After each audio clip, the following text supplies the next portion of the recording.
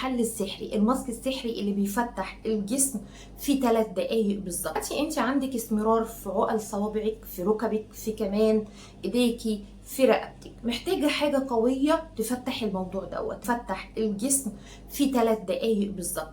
هديكي 3 دقايق تجربيه وتشوفي قد ايه نتائجه. رهيب، حرفيا رهيب في تفتيح الجسم وتفتيح الاماكن الغامقه وتفتيح التسبغات والاسمرار. وتحدي لو ما عجبكيش هتشوفي فرق رهيب في الاسمرار وكمان التسبغ.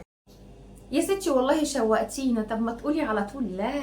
صلي على الحبيب قلبك يطيب. اللهم صل وسلم وبارك على سيدنا محمد.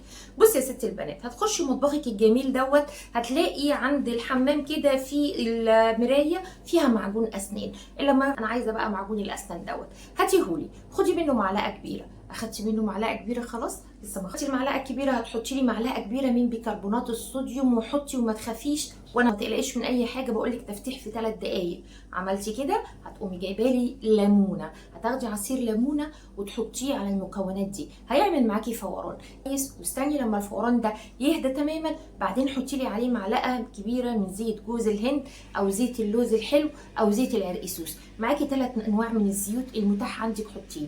هتحطي كل المكونات دي تقلبيها كويس، افرديها على المكان اللي انت عايزه تفتحيه، وبعد كده سيبيها لحد ما تجف تماما.